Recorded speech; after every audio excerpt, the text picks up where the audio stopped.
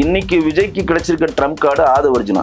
விஜய் என்னைக்கும் தன்னுடைய பாக்கெட்டில் இருந்து 5 பைசா எடுக்க மாட்டார், எழுதி வச்சுக்கோங்க. நான் சொல்றேன், முழுக்க அந்த கட்சியை ரன் பண்றதும், அந்த கட்சியை வழிநடத்துறதும், அந்த கட்சியை சாகடிக்க போறதும், அந்த கட்சியை இழுத்து மூடுறதும் ஆதவர்ஜுனா தான். அவருடைய பணத்தில் தான் தாவேகான்ற ஒரு கட்சியே நடைபெறுகிறது.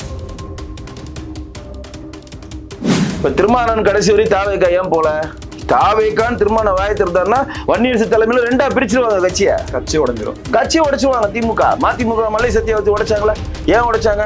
ரொம்ப நேரம் போய் மோடிக்கிட்ட பேசிட்டு இருந்தாரு நம்மால வையாபுரி.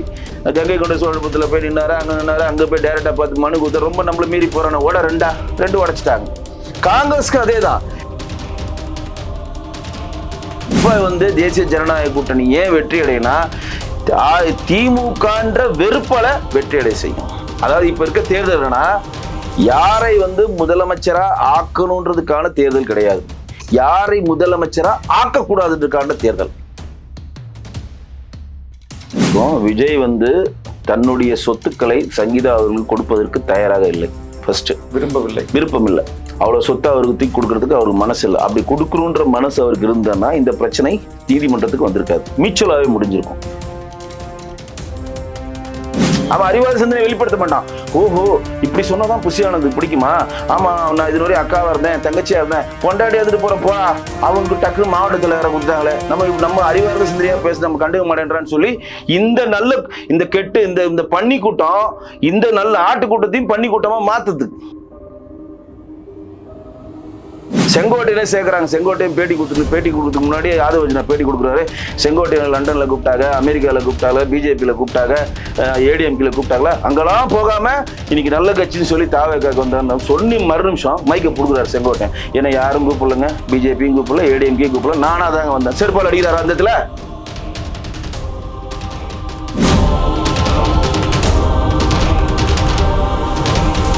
ஸ்பெக்ட்ரம் தமிழ் நேயர்களுக்கு வணக்கம். நம்மோடு அரசியல் விமர்சகர் வெங்கடேசன் பேசலாம். வணக்கம். வணக்கம் ஜி. அதிமுக இன்டர்னல் அந்த கருத்து கணிப்பினுடைய முடிவுகள் வெளியாக இருக்கு. கிட்டத்தட்ட 140 வரைக்கும் ஃபுல் ஸ்வீப் அடிக்கிறதுக்கான வாய்ப்புகள் இருக்குது. இந்தியா டுடேவும் இதை ரெப்ரசென்ட் பண்ணி நியூஸ் அப்படின்றத வெளியிட்டு இருக்காங்க. ஸோ இந்த கருத்து கணிப்பினுடைய முடிவுகளை உங்களை எப்படி எடுத்துக்கிறீங்க? இல்லை, இது கருத்து கணிப்பு இன்டர்னல் கருத்து கணிப்புன்னு நீங்களே சொல்லிட்டீங்க. அது எந்த அளவு உண்மையோ அதை நம்ம வரவேற்கிறோம். அது மக்களினுடைய என்ன ஓட்டத்தை பிரதிபலிக்கிற கருத்து கணிப்பு தான். அதில் எந்த ஒரு மாற்றம் இல்லை. இன்னைக்கு மிகப்பெரிய லெவலில் திமுகவுடைய எதிர்ப்பலை மக்கள் மனதில் நிலவிட்டுருக்கு. ஆனால் அது ஆத்தரைஸ் பண்ணுற மாதிரி அதை எடுத்து வெளியிடுறாங்களே இந்தியா டுடே, அதில் நம்ம இது பார்க்கணும். நீங்கள் ஏன் அப்படி சொல்கிறேன்னா, இதே இந்தியா டுடே ஒரு வாட்டி மறுப்பு தெரிவிச்சாங்க. எப்போ மறுப்பு தெரிவிச்சாங்கன்னா, இந்த ஆதவர்ஜுனான்னு ஒரு பொய் மூட்டை ஒருத்தர் சுத்துறான் பாருங்க, அவர் என்ன பண்றாருன்னா இன்டர்னலா ஒரு கருத்து கணிப்பு எடுத்துட்டு எல்லா மீட்டிங்லயும் போய் என்ன சொல்றாருன்னா, இந்தியா டுடே கருத்து கணிப்பு எடுத்துருச்சு, இந்தியா டுடே கருத்து கணிப்பு எடுத்துச்சு, எங்களுக்கு 40% ஓட்டு இருக்கு, அடுத்த முதலமைச்சர் எங்களுடைய தலைவர் விஜய் தான், எங்களுக்கு 40% ஓட்டு இருக்கு அப்படின்னு சொல்லி விஜயை கூட சேலம் மாநாட்டில் பேசினார் பாருங்க. நாங்கள் 40% ஓட்டு எடுத்துட்டோம், நாங்க தான் அடுத்த முதலமைச்சர், நீங்க பயப்பட தேவையில்லை அப்படின்லாம் பேசினார் பாருங்க. இதை இந்தியா டுடேயுடைய பார்வைக்கு எடுத்துட்டு போனோன்னே அவங்க இந்தியா டுடேயோட ரெப்ரஸன்டேட்டிவ் வச்சு ஒரு பதில் சொல்றாங்க, ஒரு ஆங்கரை வச்சு பதில் சொல்றாங்க. இந்த மாதிரியே விஜய் கட்சியை தாவேகா இன்டர்னலா ஒரு கருத்து கணிப்பு எடுத்து அதை எங்களிடம் கொடுத்து எங்களை பப்ளிஷ் பண்ண சொன்னாங்க. நாங்க பப்ளிஷ் தான் பண்ண தேவை, இந்த கருத்து கணிப்பும் எங்களுக்கும் எந்த சம்பந்தமும் கிடையாது. இவங்க தாவேகாவுக்கு 40% ஓட்டு இருக்கா, 20% ஓட்டு இருக்கா, 100% ஓட்டு இருக்கான்னா எங்களுக்கு தெரியாது. இந்த மாதிரி ஒரு தப்பான பரப்புரையை தாவேகா பண்ணிட்டு இருக்காங்க. அதை நாங்க கண்டிக்கிறோம்னு சொல்லி ஒரு ஆங்கரை விட்டு இந்தியா டுடே பொதுவெளியில சொல்லிட்டாங்க. ஆனா இப்ப நம்ம அஇஅதிமுக சொல்லுகிற தேசிய ஜனநாயக கூட்டணி 145 இடத்துல 160 இடம் ஒரு ஸ்வைப் பண்ணி வரும், 117 இடம் எடுத்தாவே நம்ம இங்க வின் பண்ண போறோம், அந்த ஸ்வைப் பண்ண போறோம் அப்படின்றத ஆத்தரைஸ் பண்ணி அவங்க கொடுக்குறாங்க. அப்படின்னா இந்த கூட்டணி சொல்ற அந்த விஷயங்களுக்கு நம்பகத்தன்மையா இருக்குன்றது தான் பிராண்டு. இப்ப ஒரு விஷயத்த ரஜினி ஒரு டைலாக சொல்றதுக்கும் விகே வெங்கடேசன் ஒரு டைலாக சொல்றதுக்கும் வித்தியாசம் இருக்கு. நான் ஒரு டைலாக சொல்றேன், எனக்கு ஒரு படத்துல ஒரு டைலாக் வரும், நான் அதை பிரசன்ட் பண்றதுக்கும் ரஜினி சார் அதை பிரசன்ட் பண்றதுக்கும் ரீச் இருக்கு. அதே மாதிரி ஒரு காமெடியை நான் பிரசன்ட் பண்றதுக்கும் கவுண்டர் பண்ணி சொல்றதுக்கும் ஒரு ரீச் இருக்கு. அந்த மாதிரி தான் அதை ஒப்பீடு பண்ணி தான் இதை எடுத்துக்கணும். ஒரு ஆத்தரைஸ்டா ஒரு மிகப்பெரிய இந்தியாவில் இருக்கக்கூடிய எல்லோரும் மதிக்கக்கூடிய எல்லோரும் நம்பக்கூடிய எல்லாரும் இப்ப எதுக்கு நான் விஜயோடைய ஆதவர்ஜுனா போய் பரப்புரையை சொன்னதை உங்கள்கிட்ட மேற்கோள் காட்டுறேன்னா, அவங்க அந்த இடத்துல தெளிவா கோடிட்டு காட்டுறாங்க, இதுக்கும் எங்களுக்கு சம்மந்தம் இல்லை, கொடுத்தாங்க போட்டுட்டோம். அப்பனா அதுக்கு என்ன அர்த்தம்னா, இது பொய்யான விஷயம், நாங்கள் ஆத்தரைஸ் பண்ண மாட்டோம். இதுதான் நீங்க புரிஞ்சுக்கணும். இது பொய்யான பரப்புரை அவன் சொல்றான். அதை எங்க பிராண்ட் மேல சவாரி செய்யறான். ஏன்னா எப்போதுமே ஆதவர்ஜுன் அப்படிதான் பண்ணுவாரு. அப்படி சவாரி செய்யறதை நாங்க ஒத்துக்க மாட்டோம். அதனால இதுக்கு எங்களுக்கு சம்பந்தம் இல்லை, விட்டுருங்க. ஆனா ஏடிஎம்கே சொல்லுகிற தேசிய ஜனநாயக கூட்டணியோட இன்டர்னல் கருத்து கணிப்பு அவங்க ஆத்தரைஸ் பண்ணி வெளியில போடுறாங்க அப்படின்னா அவர்களுக்கு ஒரு டீமை வச்சு பண்ணிருப்பாங்க. சும்மாலாம் இந்தியா டுடே பண்ணாதுங்க.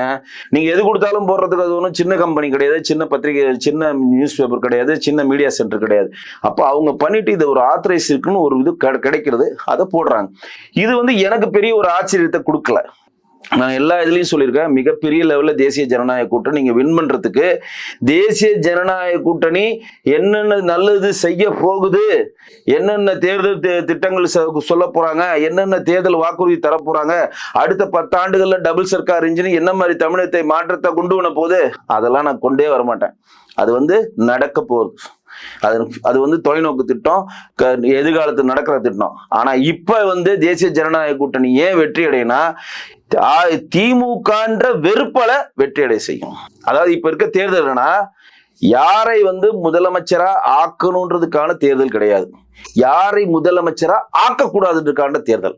அப்ப யாரை முதலமைச்சராக ஆக்கக்கூடாது தேர்தல்னா திமுக சார்ந்த இப்ப இருக்கக்கூடிய கார்பந்து முதலமைச்சர் இருக்கக்கூடிய மாண்பு மு.க. ஸ்டாலின் அவர்களை முதலமைச்சராக ஆக்கக்கூடாதுன்றதுக்கான தேர்தல் இது. அது நீங்க நல்லா தயவுசெய்து உள்வாங்கிக்கணும் இங்க இருக்கக்கூடிய மக்கள்லாம். ஏன் அப்படின்னா இப்ப நாங்க வந்து டபுள் சர்க்கார் இன்ஜின்ல உங்களுக்கு தேனும் பாலம் ஓட வைக்க போறோம், இந்த வாக்குறுதி கொடுக்குறோம், அந்த வாக்குறுதி, அதெல்லாம் கொடுப்போம். அது வெற்றியை கொடுக்குமான்னு எனக்கு நம்பிக்கை இல்லை.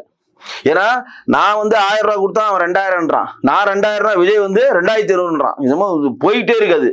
அது மேல எனக்கு பெரிய இன்ட்ரெஸ்ட் இல்லை, அது மேல நம்பிக்கை இல்லைன்னு சொல்ல மாட்டேன். கண்டிப்பா அது பெரிய சக்சஸ் கொடுக்கும். அது வந்து எதிர்காலத்தில் மக்களுக்கு நடக்கக்கூடிய பயன்கள், எதிர்காலத்தில் மக்கள் அதை வந்து அனுபவிக்க போறாங்க. அது அடுத்த கதை. அது மட்டும் வெற்றிக்கு சாத்தியமான கிடையவே கிடையாது.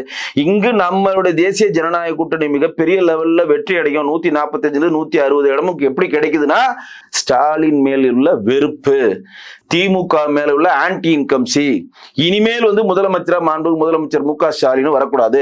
மு.க. ஸ்டாலின் முதலமைச்சரா வர மாதிரி காட்டிட்டு ஒரு வருஷத்துல உதயநிதி ஸ்டாலின் முதலமைச்சராக அந்த வாரிசு அரசு வரக்கூடாது. தமிழ்நாட்டு நம்பர் 1 கடன் மாநிலமா இவங்க ஆக்கிட்டானுங்க, அந்த மாதிரி ஆகக்கூடாது. 82,000 கோடி வட்டி கட்டி நம்மள இன்னைக்கு வரையும் ஒரு வீட்டுக்கும் 4,60,66,000 ரூபாய் ஒரு ரேஷன் கார்டுக்கும் தலையில கட்டிட்டானுங்க. நம்ம பணத்தை வாங்கி நமக்கு இவங்க இலவசம் கொடுக்கணும்னு சொல்லி ஏமாத்துறாங்க. இந்த வெறுப்பு தான் நம்ம கன்சாலேட்டா ஏடிஎம்கே ஓட்டா வந்து மாண்புமிகு எடப்பாடி பழனிசாமி அவர்கள் முதலமைச்சராக வருவதற்கான பிரகாசமான வாய்ப்பு இருக்குன்னு தான் அந்த இந்தியா டுடேயோடைய இன்டர்னல் கருத்து கணிப்பு நமக்கு தெரிவிக்குது. திமுக பலமாக திமுகவினர் சொல்வது என்னன்னா கூட்டணி கட்சிகளுடைய எண்ணிக்கை. எல்லா கூட்டணி கட்சியும் கடந்த கிட்டத்தட்ட 10 ஆண்டுகள் இப்ப ஆட்சியில் இருக்கக்கூடிய 5 ஆண்டுகளாகவே ஒன்னா இருக்காங்க, யாருமே வெளியில வரல. இப்ப அதை பெரிய பலமா சொல்லப்படும் நிலையில வேல்முருகன் மட்டும் இப்போ அங்கிருந்து வெளியே வருவதற்கான வாய்ப்புகள் என்ற மாதிரி பேசப்படுது. ஆனால் அதை விடுவதற்கான எந்த சாத்தியக்கூறுகளையும் கோரிக்கை நிறைவேற்றாமல் போவதற்கான வாய்ப்பை திமுக கொடுக்காதுன்றதை நம்ம எடுத்துக்கணும்ல. ஒரு விஷயம் தெரிஞ்சுங்க, நான் வேல்முருகன் வெளியே வந்தேன்னா அதை பாராட்டுவேன். ஏன் அப்படின்னா தனக்கு கிடைத்த ஒரே ஒரு உதயசூரன் சின்னத்தின் மேல் ஜெயித்த பண்ரொட்டி சட்டமன்ற உறுப்பினர் என்ற ஒரு பதவி போதும் சுயநலமாக யோசிக்காமல் தன் கட்சியை அடுத்த கட்டத்துக்கு நகரணும், தன் கட்சியை வளர்க்கணும், தன் கட்சியினோட லோகோவை கொண்டு போகணும், நாம் வளரணும் அப்படின்ற ஒரு பொதுநல நோக்கில் அவர் வந்துட்டாருன்னா அவர் வந்து முதுகெலும்பு உள்ளவர் நம்ம பாராட்டுவோம். ஏன் அப்படி சொல்றேன் கேளுங்க. இன்னைக்கு வந்து கம்யூனிஸ்ட் கட்சிக்கு 6 சீட்டு கொடுத்தாங்க, 12 சீட்டு கொடுத்தாங்க ஜெயலலிதா. 12 வந்து 9 ஆச்சு, அப்புறம் 7 ஆச்சு, இப்ப 6 ஆச்சு, இப்ப 5 ஆகி வந்து நிக்குது. அப்ப 2021 6 சீட்டு கொடுத்து 4 சீட்டு வென்றெடுத்த கம்யூனிஸ்ட் இந்த 5 ஆண்டுகள் மக்கள் பிரச்சனை பேசி மக்களுக்கு நல்ல விஷயங்கள்லாம் பண்ணியிருந்தாங்கன்னா, அவங்களுடைய ஆதரவு பெரிந்து அவர்களுடைய உறுப்பினர்கள் பெருகி அவர்கள் கட்சியை வளர்த்திருந்தாங்கன்னா அவங்க 5 சீட்டுக்குள்ள ஏன் சுருங்குறாங்க? சுருங்க தேவையில்லைல்ல. அப்ப அவங்க எந்த வேலையும் செய்யலன்னு அர்த்தம். 6 கொடுத்தா 4 தான் ஜெயிக்கின்றனாலதானே அந்த சீட்டு. அது அடுத்த கதைங்க, ஜெயிக்கிற கதை உள்ள வருங்க. உங்களுக்கு தன்னம்பிக்கை இல்லைன்னு சொல்றாங்க. நீங்க 2021 ஒரு அதிகாரம் கொடுத்தாச்சு, 2021 அதிகாரம் கொடுத்தாச்சு, 6 சீட்டு கொடுத்தாச்சு, 4 சீட்டு வென்று எடுத்துட்டீங்க. உங்களுடைய வேலை என்ன? ஒரு கட்சியோட பணி என்ன? 5 வருஷமா நீங்க என்ன பண்ணிட்டு இருக்கீங்க? பாஜக உள்ள வந்துடும் படம் காட்டுற தவிர வேற என்ன வேலை பண்ணீங்க? திமுகவின் தவறுகளுக்கு அவங்க ஒத்துவதனுடைய பலன் தன் கட்சி. ரைட்டா? இப்ப திமுக கரெக்டா சொல்லிட்டீங்க. இப்ப திமுக தன்னிடம் இருக்க கட்சிகளை திமுக ஆட்களாக வேற பிராண்ட்ல வச்சுக்குது, அவ்வளவுதான். இப்ப இந்தியன் கம்யூனிஸ்ட் கட்சியும் மார்க்சிஸ்ட் கம்யூனிஸ்ட் கட்சியும் அது வந்து இந்தியன் கம்யூனிஸ்ட் கட்சி சித்தாந்த கட்சி கிடையாது, மார்க்சிஸ்ட் கம்யூனிஸ்ட் சித்தாந்த கட்சி, திராவிட சித்தாந்த கட்சியில ஒரு லோகோ. அது ஒரு லோகோ. ஏப்பா நீ அருவாள் சுத்தியல் நட்சத்திரம் வச்சுக்கப்பா, நீ அருவாள் சுத்தியல் வச்சுக்கப்பா, 2 பேரும் ஒண்ணுதான்ப்பா, கம்முன்னு இருங்கப்பா. காங்கிரஸும் ஒரு லோகோ தான். காங்கிரஸ் மட்டும் என்ன பெரிய சித்தாந்தம்? சரி, காங்கிரஸ்க்கு என்ன சித்தாந்தம் இருக்கு சொல்லுங்க. எங்களுக்கு இந்த சித்தாந்தம் காங்கிரஸ்க்கு எதாவது ஒண்ணு சொல்லுங்க. இப்போ இந்த கூட்டணி கட்சிகள்லாம் இந்த விஷயம் புரிஞ்சிருச்சுன்னு நினைக்கிறீங்களா? இப்போ இல்ல புரிஞ்சிக்கல இல்லைங்க. சுயநலமா அங்க இருக்கக்கூடிய தலைவர்கள் சிந்திக்கிறதுனால அந்தந்த தலைவர்கள் பயனடைகிறாங்க, தொண்டர்கள் சோர்வடைகிறாங்க. இதுதான் நீங்க புரிஞ்சுக்கணும். நீங்க என்ன நினைக்கிறீங்க? நீங்க முத்தரசன் ஜம்முனுங்கிற படம் நடிச்ச அரிசின்னு ஒரு படம் நடிச்ச ஜம்முனுங்கிறாரு, சண்முகம் டெய்லி ஒரு அறிக்கை கொடுத்துருக்காரு, வீரபாண்டியன் நாங்க எவ்வளவு முக்கணும், அவங்க 6 இருந்தாலும் காங்கிரஸுக்கு 3 எக்ஸ்ட்ரா கொடுத்தோம், நாங்க 5க்கு சம்மதிக்கிறோம், வேற வழியில சம்மதிச்சுதானே ஆகணும். நீங்கள் கட்சியை வளர்க்கக்கூடிய ஆட்களாக இருந்தால் உங்களுக்கு யார் அதிகமாக சீட்டு தருகிறார்கள் கண்டென்ட் தானே நீங்க போனோம். நான் சொல்றது புரிஞ்சுங்க. ஜெயிக்கணும். நீங்க என்ன நினைக்கிறீங்க? அங்க கம்மியா கொடுத்தாலும் ஜெயிச்சுக்கிறோம், அவங்களே காசு கொடுத்துறாங்க, ரைட்டு, ஒரு அரசியல்வாதி திங்க் பண்ணுங்க. அப்ப கட்சி என்னைக்கு வளரும்? கட்சி என்னைக்கு வளரும்? இன்னொரு பாயிண்ட் இருக்குல்ல சார், இப்போ 5 சீட்டு வாங்குது 10 சீட்டு வாங்குது ஒரு கட்சி அப்படின்னா 234 தொகுதியில் இருக்கக்கூடிய அந்த கட்சியினுடைய கணிசமான வாக்காளர்கள் அவங்க கூட்டணியில் இருக்க கட்சிக்கு தானே வாக்களிப்பாங்க. இப்ப அந்த கட்சி அதை ஸ்ட்ராங்கா அங்க பேசணும்ல. இல்லங்க, தொகுதி இவங்களை வெற்றி பெறுவதற்கான வாய்ப்பு இருக்கு. இல்ல நீங்க மிச்சம் இருக்கக்கூடிய 229 தொகுதியில இவங்க கட்சியினுடைய ஆதரவாளர்கள் திமுக தான் வாக்களிப்பாங்க. இல்ல நீங்க வந்து பிராடா திங்க் பண்றீங்க. நான் சொல்றது கொஞ்சம் லைட்டா உள்வாங்க. இப்ப கம்யூனிஸ்ட் கட்சினா 234 தொகுதியிலையும் அவங்களுக்கு பலமானவர்கள் கிடையாது. குறிப்பிட்ட ஒரு 10 இடத்துல தான் அவங்க 1% இருக்கட்டும். இல்ல முழுசா சொல்ல இல்ல குறிப்பிட்ட இடத்துல மட்டும் தான் அடர்த்தியா பலமா இருப்பாங்க. ஏன் கம்யூனிஸ்ட் கட்சி எல்லா இடத்துலயும் நீங்க சென்னையில நிக்க மாட்டேன்றாங்க சொல்லுங்க? அம்பத்தூர்ல நிப்பாங்க தொழிலாளர் இருக்கிறதுனால. நிக்காத இடங்கள்ல கம்யூனிஸ்டுடைய வாக்கு யாருக்கு போகும்? ஏங்க கம்யூனிஸ்ட்க்கு வாக்கே கிடையாதுங்க. முதல்ல ஒரு குறிப்பிட்ட இடத்து இப்ப வெற்றி பெற மனிதநேய மக்கள் கட்சின்னு ஒண்ணு இருக்குல்ல. மனிதநேய மக்கள் கட்சி இந்தியா தமிழ்நாட்டில் இருக்கக்கூடிய 234 தொகுதி ஓட்டு போட போறாங்களா? போட மாட்டாங்க. சில இடத்துல அவங்க ஸ்ட்ராங்கா இருப்பாங்க. அவங்க கிளை வரையும் கிரவுண்ட் வரையும் வந்து ஸ்ட்ராங்கா இருப்பாங்க. அதுதான் அவங்க ஃபைட் பண்ணி வாங்குவாங்க. இந்த இடத்துல நாங்க வந்து பாபநாசம் எங்களுக்கு கொடுங்க, நாங்க ஸ்ட்ராங்கா இருக்கிறோம், காட்டுமன்னார் கோயில் கொடுங்க, நாங்க கொஞ்சம் ஸ்ட்ராங்கா இருக்கோம். இப்ப ரிசர்வ் தொகுதியில அவங்க சொல்லுவாங்க நாங்க ஸ்ட்ராங்கா இருக்கோம். அந்த மாதிரி ஒரு குறிப்பிட்ட ஸ்ட்ராட்டஜி தான். இப்ப திருமாவளவனே சொல்றேன். நீங்க ஏன் மத்ததெல்லாம் போனா உங்களுக்கு கன்ஃபியூஸ் ஆகும். திருமாவளவனே எடுத்து விழுப்புரம், கள்ளக்குறிச்சி, அந்த வடஆற்காடு, தென்னார்காடு மாவட்டம் போன வாட்டி சொல்லுவாங்களே, அந்த மாவட்டங்களை தாண்டி தென் தமிழகம் வந்தாருன்னா திருமாவளவனுக்கு செல்வாக்கே கிடையாதுங்க. சும்மா இருக்கலாம், ஒரு கிராமத்துல ஒரு கொடி விட்டு ஒருத்தர் இருப்பான், அது சொல்ல வரல, செல்வாக்கு இருக்கணும். இப்ப நீங்க இந்த சைடு அரக்கோணம் வந்துருங்க, அரக்கோணம், பூந்தமல்லி, ஸ்ரீபெரும்பூர்னு அந்த பெல்ட் போனீங்கன்னா புரட்சி பாரதம் கிங்காங்க. ஆமா, போய் ஜெகன்மூர்த்தினா கிங்காங்க. அவரை மீறி அங்க எதுவுமே நடக்காது. கேவி குப்பத்துல போனவரை அவர் ஜெயிச்சாரு. அப்படியே போயிடுங்க திருநெல்வேலி, ஒட்டப்புறாரம், குற்றாலம், திருநெல்வேலி, அப்படியே போனீங்கன்னா புதிய தமிழகம் கிருஷ்ணசாமி. எங்க ஊர் சைடு இருக்குது, திருவாரூர், காரைக்குடி, அந்த சைடு போனீங்கன்னா ராமநாதபுரம் வரையும் போனா நம்ம தமிழர் முன்னேற்ற படையின் கழக ஜான் பாண்டியன். அப்புறம் இங்க ஏர்போர்ட் மூர்த்தி. இப்படி தலித்திற்கு சிறுபான்மையர் மக்கள் பட்டியலின சகோதரர்கள் ஒரு கான்ஸ்டிடியூஷன்லயும் ஒரு இடத்துல தான் அடர்த்தியா இதுவா இருப்பாங்க. எல்லா இடத்துலயும் இருக்க மாட்டாங்க. ஆனா திருமாவளவன் எப்படி வெளிக்காட்டியிருக்காருன்னா, எல்லா இடத்துலயும் நான் தான் வந்து பட்டியலின சகோதரருக்கான தலைவர் மாதிரி ஒரு வெளிக்காட்டுறாரு. அது நடக்கல. அதனாலதான் அவர் நாங்குநேர்ல வந்து பிரச்சனை நடக்கிறப்ப அவரால் எதிர்காட்ட முடியல. கயிறுல அறுத்தால, கயிறு கட்டிட்டு போன ஒரு பையனை போய் வெட்டினால, இவங்களால என்ன எதிர்ப்பொலி பதிவு செய்ய முடிஞ்சது? வேங்க வெயில இவங்களால என்ன எதிர்ப்பொலி பதிவு செய்ய முடிஞ்சது? எதுவுமே பண்ண முடியல. பாருங்க, பண்ண முடியலையா பண்ணலையா அது அவங்களதான் கேட்கணும். ஆவண கொலை வழக்குக்கு நீ சட்டம் கொண்டு வான்னு இன்னைக்கு வரையும் சொல்லி போராடினாங்களா? பண்ண முடிஞ்சுதா? அப்ப எதுவுமே ஏன் பண்ண முடியலன்னா, குறிப்பிட்ட ஜாகிரபிகல் லிமிட்டுக்கு மட்டும்தான் நீங்க கிங்கு. நீங்க ஒட்டுமொத்த தமிழ்நாடு கிங் கிடையாது. ஒட்டுமொத்த தமிழ்நாடு 234 தொகுதிக்கு கிங் யாருன்னு சொன்னா டிஎம்கே, ஏடிஎம்கே ஒத்துக்கிறேன், அதுல மாற்று இல்ல. மற்றவர்லாம் ஒரு குறிப்பிட்ட ஜாகிரபிகல் லிமிட் தான். அதுதான் நான் முன்னாடி சொன்னது நினைவிட்டு விரும்புறேன். நீங்கள் உங்க கட்சியை வந்து 2021 6 சீட்டை வாங்கி 4 வென்றெடுத்தீங்கன்னா, அடுத்த முறை நம்ம 20 சீட்டு வாங்குற அளவுக்கு நம்ம கட்சியை பலப்படுத்துற வேலையே பண்ணல. அங்க இருக்கிறவர்கள் கம்யூனிஸ்ட்ன்ற போர்வையில் இருக்கக்கூடிய திமுக காரன். அதான் திமுக அந்த குஷன் தெளிவா வச்சிருக்கான். இப்ப ஆதவஜனம் யார் வெளியே அமைச்சது? திருமாவளவன் வெளியே அமைச்சாரு. திமுகவோட கூட்டணி இருந்தாதான் நமக்கு சீட்டும் கிடைக்கும், பணமும் கிடைச்சு நம்ம வென்றெடுக்கலாம்னு சிந்தனை செல்வன் நினைக்கிறாரு, பனையூர் பாபு நினைக்கிறாரு, வன்னியரசன் நினைக்கிறாரு, பாலாஜி நினைக்கிறாரு, ஒரு குறிப்பிட்ட ஒரு 10 பேர் நினைக்கிறாங்க இங்க இருந்தா நமக்கு ஜெயிச்சிடலாம், அங்க போனா ஜெயிக்காது, இவன் தடையா இருக்கும், ஆட்சி வெளியே தத்து டக்குனு இந்த குரூப் என்ன சொல்றாங்க, நீங்க ஒத்துழைக்கலன்னா போயிடுவான். இப்ப திருமாவளவன் கடைசி வரை தாவேக்கா ஏன் போல? தாவேக்கான்னு திருமாவளவன் வாயை திறந்தாருன்னா வன்னியரசு தலைமையில 2ஆ பிரிச்சிருவாங்க கட்சியை. கட்சியை உடைச்சிருவாங்க. மதிமுக மல்லை சத்தியா வச்சு உடைச்சாங்களா? ஏன் உடைச்சாங்க? ரொம்ப நேரம் போய் மோடிக்கிட்ட பேசிட்டு இருந்தாரு நம்மால் வையாபுரி.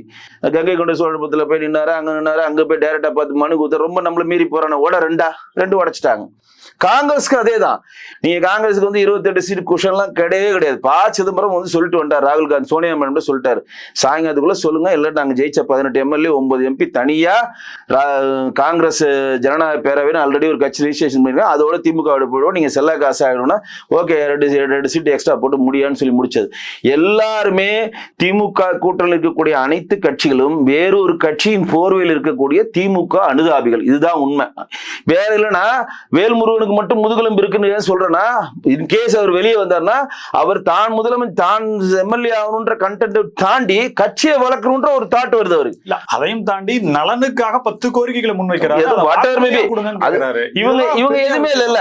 இந்த டிமாண்ட திமுக கூட்டணியில் இருக்கக்கூடிய எந்த கட்சியுமே எதுவுமே வைக்கல. எங்களுக்கு எவ்வளவு சீட்டு தருவீங்க, எங்களுக்கு எவ்வளவு, அதுதான் நான் சொன்னேன். முதுகெலும்பு உள்ள அவர் வந்தாருன்னா, கன்ஃபார்ம் ஆகல, வந்துட்டாருன்னா அவருக்கு முதுகெலும்பு இருப்புன்னு நம்ம எடுத்துக்கலாம். மற்றவங்களாம் திமுக கொடுக்கிற காசுக்காக வேலை செய்யற ஆட்கள். விஜய் அவர்கள் தன்னுடைய சொத்துக்களை தொகையை குறைப்பதாக சில தகவல்கள் வருது. இது எதற்காக? அபிடவிட்ல காட்டுவதை மிகைப்படுத்தி இவ்வளவா அப்படின்ற மாதிரியான ஒரு பிம்பத்தை ஏற்படாமல் இருப்பதற்கா, அல்லது தன்னுடைய மனைவியினுடைய விவாகரத்து வேலைகள் நடந்து கொண்டிருப்பதால சரிபாதி கொடுக்கணும் அப்படிங்கிறதுக்கான விஷயமா? இல்ல, நம்ம ஏற்கனவே ஸ்பெக்ட்ரம் காணொலியில பேசியிருக்கோம். விஜய் தன்னுடைய சொத்துக்களை சங்கீதா அவர்களுக்கு கொடுப்பதற்கு தயாராக இல்லை. ஃபர்ஸ்ட் விருப்பம் இல்லை. அவ்வளவு சொத்தை அவருக்கு தூக்கி கொடுக்கறதுக்கு அவருக்கு மனசு இல்லை. அப்படி கொடுக்கணுன்ற மனசு அவருக்கு இருந்தான்னா இந்த பிரச்சனை நீதிமன்றத்துக்கு வந்திருக்காது, மியூச்சுவலாவே முடிஞ்சிருக்கும். எப்ப வெளியில வருது? இவங்க ஒரு இது கேட்கறாங்க. நான் அது கூட உதாரணம் சொல்லியிருந்தேன், பிரியதர்ஷினி லிசி உதாரணம் கூட சொல்லியிருந்தேன். உங்களோட சேனல் தான் சொன்னா என்னன்னு தெரியல. இங்க 4 ஃப்ரேம்ஸ்னு ஒரு இது இருக்கு பாத்தீங்களா, அந்த தேட்டர் முன்னாடி பிரியதர்ஷன் தான் அதுக்கு ஓனரா இருந்தார். யாரு? பிரியதர்ஷினி லிசின்றது மலையாளத்துல மிகப்பெரிய ஒரு சம்பதி. கிட்டத்தட்ட 40 வருடங்கள் வாழ்ந்து அவங்க விவாகரத்து பெறாங்க. அப்ப பிரியதர்ஷன் மியூச்சுவலா விவாகரத்து பெற்று இந்த தேட்டர் மாதிரி 4-5 சொத்து அவங்க கொடுத்துட்டாங்க லிசிக்கு. இப்ப லிசி அதை வைத்து அந்த வருமானத்தை வைத்து நல்லா இருக்காங்க. பிரியதர்ஷன் வேற வருமானத்துல அவர் இருக்காரு. இது வெளியில அறிவார்ந்த சினிமா தெரிஞ்சவங்களுக்கு இந்த மேட்டர் தெரியும். பொது வழியில யாருக்கும் தெரியாது. நிறைய பேர் பிரியதர்ஷன் லிசி விவாகரத்தானதே தெரியாது. ஏன்னா அது ஒரு மியூச்சுவல். அந்த மாதிரி மியூச்சுவலா போயிருந்தா எந்த இஷ்யூஸும் கிடையாது. எப்ப மியூச்சுவல் நீங்க ஒத்து வரல, ஃபர்ஸ்ட் ஃபேமிலி வச்சு பேசி பார்ப்பாங்க, ஒத்து வரல. உங்க சைட்ல இருந்து பெரிய ஆளு, எங்க சைட்ல இருந்து பெரிய ஆள் வச்சு பேசி பார்ப்பாங்க, ஒத்து வரல. 2 லாயர்ஸ் வச்சு பேசி பார்ப்பாங்க, ஒத்து வரல. எதுவுமே ஒத்து வரலன்றப்ப கடைசியான புகலிடம் எது? நீதிமன்றம். அப்ப நீதிமன்றத்துல மனு போடுற. அப்ப இப்ப விஜய் இந்த சொத்துக்கெல்லாம் விற்கிறாரு அப்படின்றது எனக்கு எந்த ஆச்சரியமும் படல. ஏன்னா இந்த சொத்துக்கள் எல்லாம் கொடுக்க கூடாதுன்னு அவர் மியூச்சுவல் சம்மதிக்காம இருக்காரு. அவர் மியூச்சுவல் ஏன் சம்மதிக்காம இருக்காரு? நம்ம எதுவுமே கொடுக்க கூடாது அப்படின்னு தான். அது சாத்தியம் இல்ல, எதுவுமே கொடுக்க கூடாதுன்றது இல்ல. இப்ப ஏன் விக்கிறாங்க? இல்ல இது சங்கீதா மட்டும் மேட்டர் இல்ல. இப்ப சப்ஜெக்ட் என்னன்னா, இப்ப தேர்தல் வேட்புமனு தாக்கல் விஜய், நான் ஏற்கனவே நிறைய காணொலியில் சொல்லியிருக்கேன், இந்த தேர்தலில் விஜய் அவர்கள் போட்டியிட மாட்டார். நான் சொல்றேன், தயவு செய்து எழுதிக்கங்க, போட்டியிட மாட்டார்.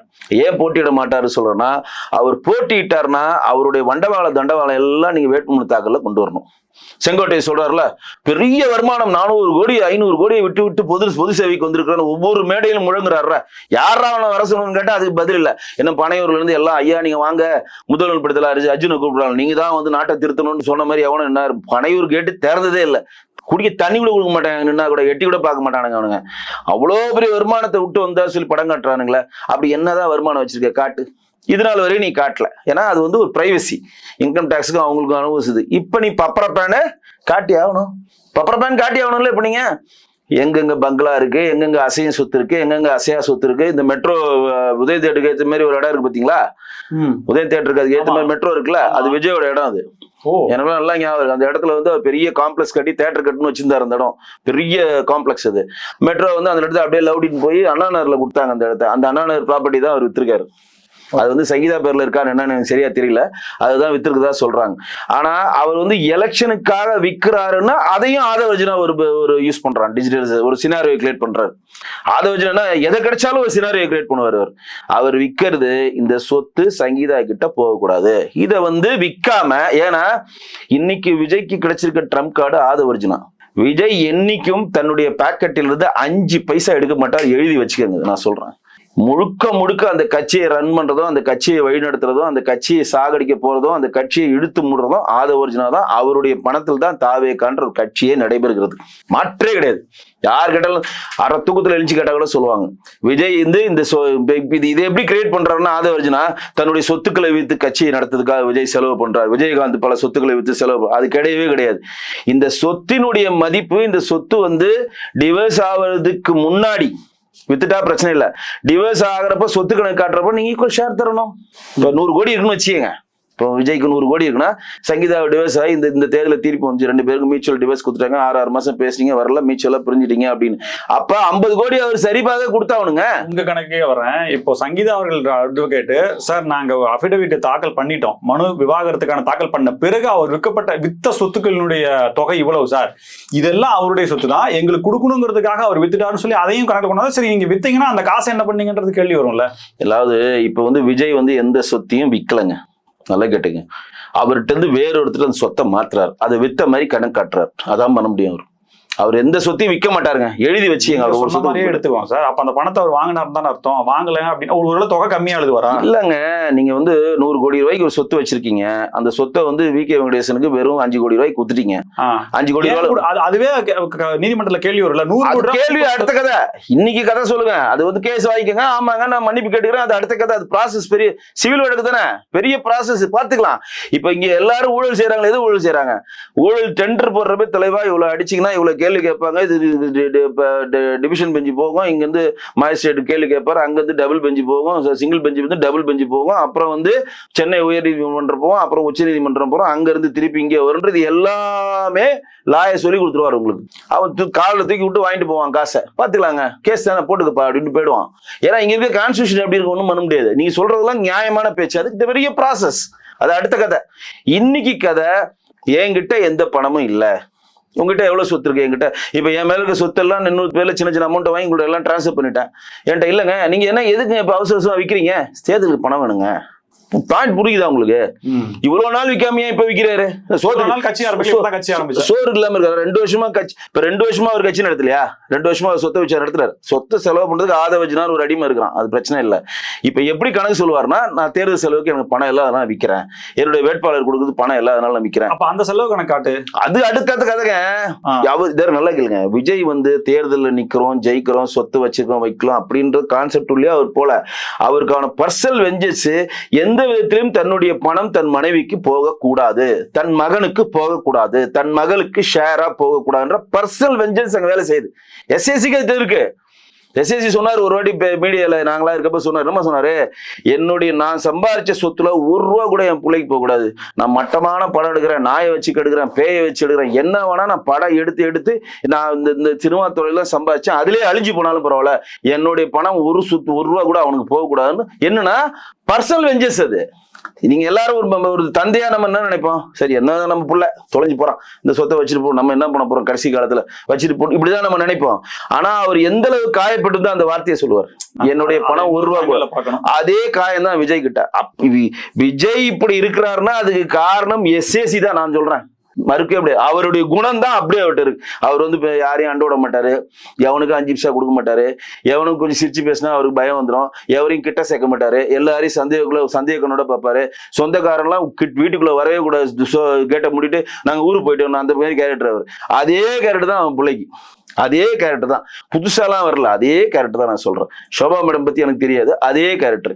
இவர் என்ன நினைக்கிறாரு, இந்த சொத்தை மாத்த போறோம் வேற ஆள், அது என்னவோ நடந்துட்டு போகுது, லீகல் இஷ்யூ, தனிக்கதை. தாவேகா கொடுத்த வாக்குறுதிகள், தமிழகத்தினுடைய அடுத்த முதலமைச்சர் என்ற கனவு, கருணை உள்ளம், பெண்கள், குழந்தைகள், இளம் வாக்காளர்கள் எல்லாமே அவங்க நம்பிட்டு இருக்காங்க சார். இவ்வளவு குணம் கொண்ட ஒரு கருணையாக எப்படி மக்களுக்கு வேலை செய்ய முடியும்ன்ற கேள்வி. நீங்க வந்து ஆதவஜனா வந்து தன்னிடம் இருக்கக்கூடிய வாய்ஸ் ஆஃப் காமன் டிஜிட்டல் மார்க்கெட்டிங்கை வச்சு விஜய் செய்கிற எல்லா விஷயத்தையும் நியாயப்படுத்துற மாதிரி அவர் ஆட்களை பேச வைத்து அது உங்களிடம் வந்து பரப்புரை பண்ணி அதை இன்சிஸ்ட் பண்றாங்கிறத தயவு செய்து மக்கள் புரிஞ்சுக்கணும். விஜய் கிட்ட ஒரு 10 பேர் இருக்காங்கன்னு வச்சு ஒரு எக்ஸாம்பிள் சொல்றேன். அதுல தற்குறிகளா மட்டமான ஒண்ணுமே தெரியாத ஒரு தற்குறி ஒரு 5 பேர் 3 பேர் இருக்கலாம், 5 பேர் இருக்கான்னு வச்சுக்கோ, கண்டிப்பா ஒரு புத்திசாலி அங்க இருப்பான். 2 நாச்சியார் மாதிரி ஒரு 2 பேர் இருப்பான்னு வச்சுக்கோ. இப்ப ரஞ்சனா நாச்சியார் வெளியில சொல்ற விஷயங்கள் ஏன் வைரல் ஆகல? ஆனா நான் இதனால வரையும் அண்ணா இருந்தேன், தங்கச்சியா இருந்தேன், இப்ப வரையும் பொண்டாட்டியா இருப்பேன்னு சொல்றது ஏன் வைரல் ஆகுது?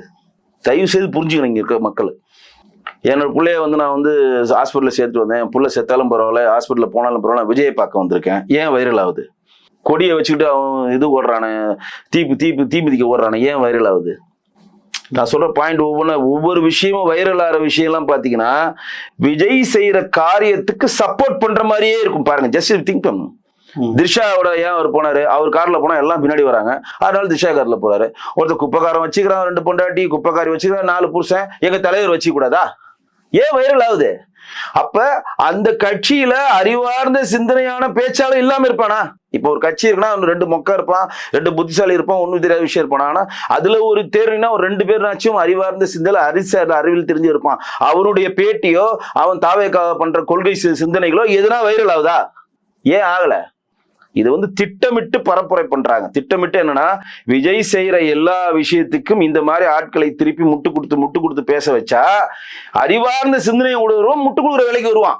அவன் அறிவார்ந்த சிந்தனை வெளிப்படுத்த மாட்டான். ஓஹோ, இப்படி சொன்னதான் புசியானது பிடிக்குமா? ஆமா, நான் இது வரை அக்காவா இருந்தேன், தங்கச்சியா இருந்தேன், பொண்டாட்டி எடுத்துட்டு போறப்போ அவனுக்கு டக்குனு மாவட்ட தலைவரை கொடுத்துட்டாங்களே, நம்ம அறிவார்ந்த சிந்தனையா பேச நம்ம கண்டுக்க மாட்டேன்றான்னு சொல்லி இந்த பன்னி கூட்டம், இந்த நல்ல ஆட்டு கூட்டத்தையும் பன்னி கூட்டமா மாத்துது. இதுதான் வந்து வாய்ஸ் ஆஃப் காமன்ல வச்சு ஒரு சினாரியோவை தெளிவா ஆதவர்ஜுனா பண்றாரு. இங்க இருக்கக்கூடிய மக்கள் புரிஞ்சுக்கணும். நீங்க வலைதளத்துல நீங்க எப்படி சொல்றீங்க, விஜயை பற்றி நெகட்டிவா வர மாதிரி சொல்றீங்க. கிடையாது, விஜய் செய்யற எல்லா விஷயத்தையும் நியாயப்படுத்துறதா அவங்கள்ட்ட அழுத்தம் கொடுத்துக்கிட்டே இருக்காங்க. சங்கீதா மேல பரிதாபம் வந்துடக்கூடாது. அவங்களுக்கு தன் மகன் சஞ்சய் மேல பரிதாபம் வந்துடக்கூடாது, தன்னுடைய மகள் மேல பரிதாபம் வந்துடக்கூடாது. விஜய் மேலேயே பரிதாபம். பாத்தீங்களா, எங்க கட்சி தலைவர் எது செஞ்சாலும் நாங்க தலைவராக ஏத்துப்போம். யாருன்னா ஒருத்தர் சொக்கா பிடிச்சி ஏயா இந்த ரஞ்சனா நச்சை கேட்டியார்ல, பெண்களுக்கு பாதுகாப்புன்ற பெத்த பொண்டாட்டிக்கு வந்து ஒர்த்து இல்லைன்னு சொல்றீங்களா மனுஷனா? அந்த மாதிரி யாருன்னா ஒருத்தர் கேட்ட பேட்டி நீங்க பாத்திருக்கீங்களா? யாருன்னா பொது வழியில சொன்ன விஷயங்கள் நீங்க கேட்டிருக்கீங்களா? திட்டமிட்டு பரப்புரை பண்றாங்க. இவர் செய்யற அட்டூழியங்களுக்கு நியாயப்படுத்துறவர்களை இவர்களே வைத்து பேச வைத்து, இவர்களே பொது வழியில் வைத்து நல்லா இருக்கவர்களையும் மட்டகரமான செயலை நோக்கி நகருன்றதான் ஆதவர்ஜுனா வாய்ஸ் ஆஃப் காமன் வச்சு டிஜிட்டல் மார்க்கெட்டிங் பண்ணிட்டு இருக்காரு. அதுல எந்த ஒரு மாற்றம் இல்ல. தன்னுடைய சொத்துக்களை எதையுமே விஜய் விற்க மாட்டார். மற்றவருக்கு பினாமி பேரில் மாத்தி எழுதி கொடுத்து தேர்தல் கமிஷனிடமும் நம்ம அரசாங்கத்திடம் வித்த மாதிரி பொய் கணக்கு காட்டுவார் தவிர தன்னுடைய சொத்தை ₹1 விற்க மாட்டான். எழுதி தரோம் உங்களுக்கு, ₹1 எடுக்க மாட்டேன். இப்ப எப்படி, அதாவது ஆதவர்ஜுனா வந்து எப்படின்னா என்னென்ன விஷயம் நடக்குதோ அது தனக்கு சாதகமாக்குவார். நான் ஏற்கனவே ஒரு காரணம் சொல்லியிருக்கேன். இந்தியா டுடே வந்து இன்டர்னல் நடந்த ஒரு விஷயத்தை கொடுக்குறாங்க. அவங்க தாவேக்கா வந்து 40% இருக்காங்க. உடனே அவர் எல்லா என்ன பரப்புரை பண்றாரு, இந்தியா டுடே சொல்லிட்டாங்க 40% இருக்கு, நாங்க கருத்து கணிப்புல 40% வந்துச்சு, இந்தியா டுடே சொல்லிச்சுன்னு சொல்றாரு. செங்கோட்டையிலே சேர்க்கிறாங்க. செங்கோட்டையும் பேட்டி கொடுக்கறதுக்கு முன்னாடி ஆதவர்ஜுனா பேட்டி கொடுக்குறாரு. செங்கோட்டையில லண்டன்ல கூப்பிட்டாங்க, அமெரிக்கால கூப்பிட்டாங்க, பிஜேபியில கூப்பிட்டாங்க, ஏடிஎம்கில கூப்பிட்டாங்களா, அங்கெல்லாம் போகாம இன்னைக்கு நல்ல கட்சின்னு சொல்லி தாவேக்காக்கு வந்தாரு சொல்லி மறு நிமிஷம் மைக்க புடுக்குறாரு செங்கோட்டை. ஏன்னா யாரும் கூப்பிடல, பிஜேபியும் கூப்பிடல, ஏடிஎம்கே கூப்பிடல, நானா தாங்க வந்தேன். செருப்பால் அடிக்கிறாரா? அந்த இடத்துல அடிச்சாரா? பொய்யான பரப்புரை சொல்றாரா இல்லையா? பிஜேபி வந்து துணை முதலமைச்சர் கொடுக்குறேன்னு சொல்லிச்சு. டெல்லிக்கு நாங்கள் அனுப்பி மாட்டோம், 90 சீட்டு தரேன்னு சொன்னாங்க. டெல்லிக்கு நாங்கள் அனுப்பி மாட்டோம். இவர் ரமலானோட இப்தார் விருதுல மைக் எடுத்துட்டு நாங்க அப்பயே கொள்கையை குறித்து சொல்லிட்டோம், இது தேவையில்லாம வந்து திமுக பரப்புரை பண்றாங்க, நாங்க யாருடைய பேச்சுவார்த்தை நடத்தல விஜயே சொல்லிட்டார். இவர் ஆதவர்ஜுனா இந்த இது சொன்னாரு பாருங்க, துணை முதலமைச்சர் தராங்க, தேசிய ஜனநாயக கூட்டத்தில் அழுத்தணி கொடுக்குறாங்க, டெல்லி எங்களுக்கு அடிமை மாட்டோம்னு சொன்ன அடுத்த நிமிஷமே நிர்மல் பேட்டி தரான். நிர்மல் தான் சொல்றான், நாங்க வந்து பாட்டாளி மக்கள் கட்சியோடையும் பிஜேபி அதிமுக எந்த பேச்சுவார்த்தை நாங்க நடத்தல, அவங்களும் நடத்தல, முடிஞ்சிருச்சா? செங்கோட்டையன் பேடிக்கிறாரு, நாங்க வந்து தமிழ்நாட்டுல தாவேக்கா வந்தது விஜய் முதலமைச்சராக தான், வேற யாரையும் முதலமைச்சராகல. பேட்டி முடிஞ்சிச்சா? அதுக்கப்புறம் விஜயே சொல்லிட்டாரு. அப்ப இவன் பொய்யான பரப்புரை தான் சொல்றது உறுதியாகுதா? நான் சொல்றது புரியுதுங்களா உங்களுக்கு? என்ன விஷயம் நடக்குது அதான் டிஜிட்டல் மார்க்கெட். அவங்க என்ன நினைக்கிறாங்க, இந்த டிஜிட்டல் மார்க்கெட்ல வென்றெடுத்துல நினைக்கிறாங்க என்ன சீன் நடக்குதோ அதை தனக்கு சாதகமாக்குறது. தனக்கு அதுக்கு சாதகமாச்சு, அதுல இருந்து மக்கள்கிட்ட வெளிப்படும். இங்க இருக்கக்கூடிய மக்கள் தெளிவானவருங்க. கிரவுண்டுக்குள்ள இறங்காம டிஜிட்டல்ல போயிட்டே இருந்தீங்கன்னா நீங்க டிஜிட்டல்லயே போக வேண்டியதான் தவிர ஒத்த ஓட்டு நீங்க வின் பண்ண முடியாது. மிக நன்றி சார். அதாவது என்ன ஸ்ட்ராட்டஜியை வச்சு என்ன தகவல் கிரியேட் பண்றாங்க அப்படின்ற ஒரு விளக்கத்தை வச்சீங்க. ரெண்டாவது கருத்து கணிப்பு அப்படிங்கிறதும் அதற்கு பின்னாடி இருக்கக்கூடிய தகவல்கள் உண்மை என்ன அப்படின்ற பல விஷயங்கள் பகிர்ந்து தகவல்களுக்கு நன்றி. நன்றி. மீண்டும் சந்திப்போம். இணைந்திருங்கள் ஸ்பெக்ட்ரம் தமிழோட. நன்றி நேயர்களே.